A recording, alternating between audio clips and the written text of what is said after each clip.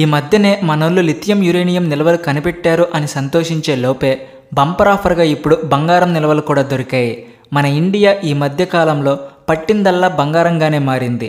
ప్రపంచంలోనే బంగారం నిల్వలు ఉన్న అతిపెద్ద దేశంగా భారత్ అవతరించబోతుంది.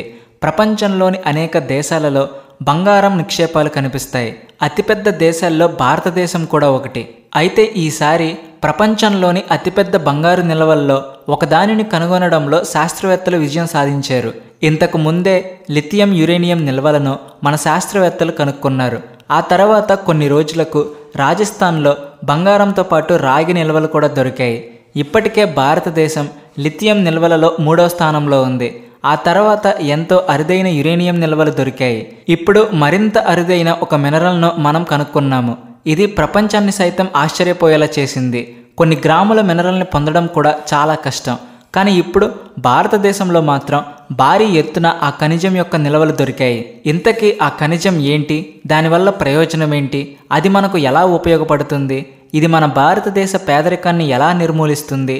మన భారతదేశం తొందరలోనే ఒక అభివృద్ధి చెందుతున్న దేశం స్థాయి నుండి అభివృద్ధి చెందిన దేశంగా మారబోతుందా? ఇలాంటి వివరాలన్నిటినీ ఈ వీడియోలో తెలుసుకుందాం. అంతకంటే ముందు మీరు మా ఛానల్ సబ్స్క్రైబ్ చేసుకోకపోతే వెంటనే సబ్స్క్రైబ్ చేసుకోండి. ఇటువంటి అరుదైన నిధిని కనుక్కున్న శాస్త్రవేత్తలకు అభినందనలు తెలుపుతూ కామెంట్ సెక్షన్లో జై హింద్ అని రాయండి. ఈ సంబంధాలు వచ్చినా పెళ్లి ముడి పడడం లేదా? అనారోగ్యంతో బాధపడుతున్నారా? నిత్యం సమస్యలతో సతమతమవుతున్నారా? అయితే ఒక్కసారి రుద్రవర్మ గురూజీ గారిని సంప్రదించండి. విద్య, ఉద్యోగం, వ్యాపారం, ప్రేమ, పెళ్లి, సంతానం, భార్యాభర్తల సమస్యలు, ఇలా మీ ప్రతి సమస్యకు 100% పరిష్కారం చూపబడును. చెడు ప్రయోగాలకు నివారణ చేయుట మా ప్రత్యేకత. స్త్రీ పురుష వశీకరణం చేయబడును. అన్ని సమస్యలకు ఫోన్ ద్వారానే పరిష్కారం చెప్పబడును. రుద్రశంకర జ్యోతిష పీఠం. ఈ భూమి మీద జరిగే అన్ని ఆవిష్కరణల వెనక మన శాస్త్రవేత్తల కృషి, అంకిత భావం, వాళ్ళు చేసే రీసెర్చ్ ఎప్పుడూ ఉంటాయి. అత్యంత క్లిష్టమైన పరిస్థితుల్లో కూడా శాస్త్రవేత్తలు తమ రీసెర్చ్లను ఆపరు. పైగా వాళ్ళు ఎంతో బాధ్యతతో భవిష్యత్తు కోసం ఆలోచిస్తూ ఉంటారు.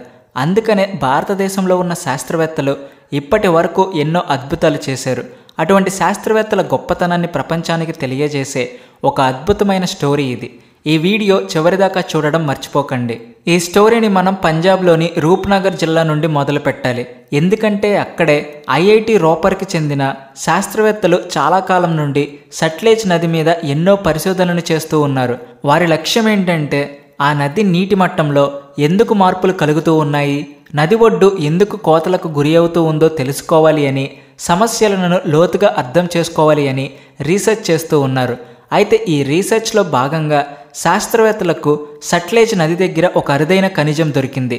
ఆ ఖనిజం అత్యంత విలువైనది. ఎన్నో ప్రయోజనాలు కలిగిన ఈ ఖనిజం ప్రపంచంలోనే అత్యంత బలమైనది. మన దగ్గర ఉన్న లోహాలు అన్నిటిలోకెల్లా ఎంతో ఖరీదైన లోహంగా కూడా దానిని గుర్తిస్తూ ఉన్నారు.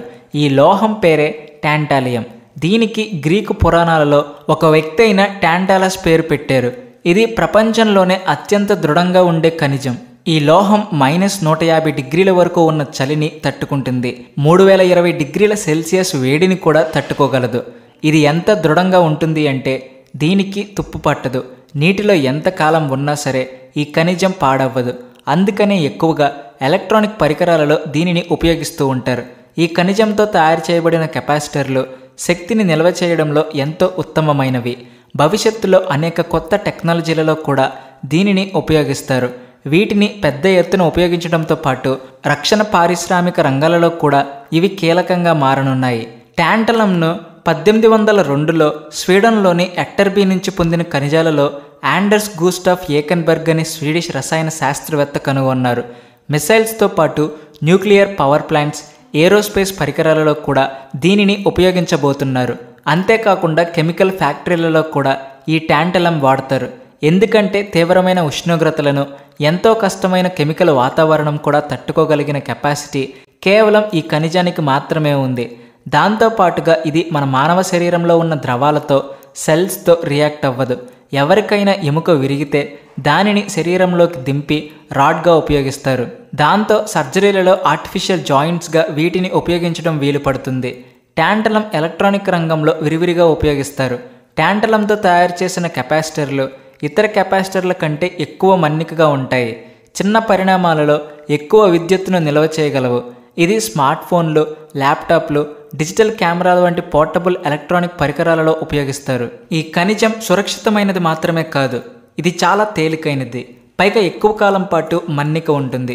ఔషధ రంగంలో ఇది విప్లవాత్మక మార్పులు దారితీస్తుంది అని కూడా మన శాస్త్రవేత్తలు చెబుతూ ఉన్నారు. ఇంకొక విషయం ఏంటంటే ఇది భవిష్యత్తుకు చెందిన ఒక ఖనిజం. ఒక రకంగా ఇది ప్లాటినంకి దగ్గర బంధువు అనే చెప్పుకోవాలి.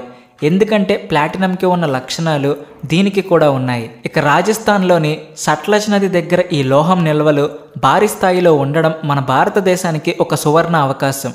ఎందుకంటే ఈ అరుదైన ఖనిజాన్ని ఉత్పత్తి చేయడంలో మనమే ప్రపంచంలోనే టాప్ 1 పొజిషన్లోకి వెళ్లే ఛాన్స్ ఉంది. పీరియాడిక్ టేబుల్లో టాంటలం పరిమాణం సంఖ్య 73.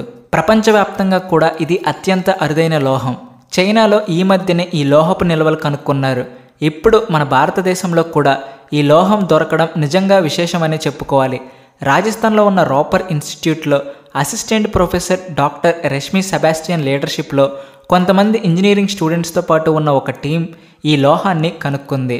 ఎలక్ట్రానిక్స్, సెమీకండక్టర్లలో ఈ లోహాన్ని ఉపయోగించబోతున్నారు. ముఖ్యంగా వీటిని సెమీ రెసిస్టర్స్లో కూడా ఉపయోగిస్తారు. ఇది బూడిద రంగులో ఉంటుంది.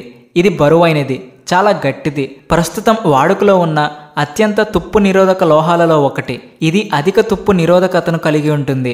ఎందుకంటే ఇది గాలిలో ఉంచినప్పుడు ఇది ఆక్సైడ్ పొరను ఏర్పరుస్తుంది. దీనిని బలమైన వేడి యాసిడ్ పరిసరాలలో ఉంచినప్పుడు కూడా నాశనం చేయడం చాలా కష్టం.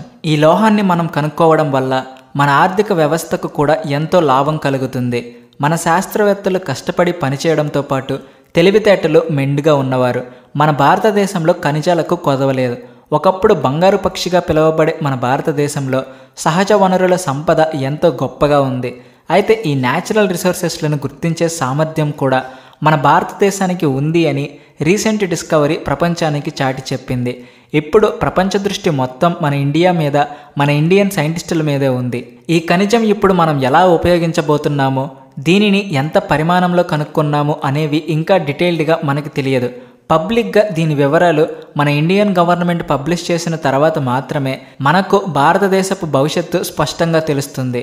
ఏదేమైనప్పటికీ టెక్నాలజీలోనే కాకుండా డిఫెన్స్ రంగాలలో కూడా అపారమైన ప్రయోజనాలను ఈ ఖనిజం వల్ల మనం సంపాదించుకునే అవకాశం ఉంది. ఇటువంటి అద్భుతమైన ఖనిజం మనకు దొరికేలా చేసిన మన ఇండియన్ సైంటిస్టులు నిజంగా గొప్ప హీరోలని చెప్పుకోవాలి. మన ఇండియన్ సైంటిస్టులు చేసే ఆవిష్కరణలు పేదవాళ్లకు కూడా గొప్ప వరంగా మారబోతున్నాయి. ఈ వీడియో మీకు నచ్చిందనే ఆశిస్తున్నాను. ఇలాంటి మరిన్ని ఇంట్రెస్టింగ్ వీడియోల కోసం మా ఛానల్ని సబ్స్క్రైబ్ చేసుకోండి. అలాగే వీడియో నచ్చితే వెంటనే లైక్ చేసి షేర్ చేయండి. మీ ఫ్రెండ్స్ అండ్ ఫ్యామిలీ మెంబర్స్కి మా ఛానల్ని రికమెండ్ చేయండి. Please like and share and also thanks for watching.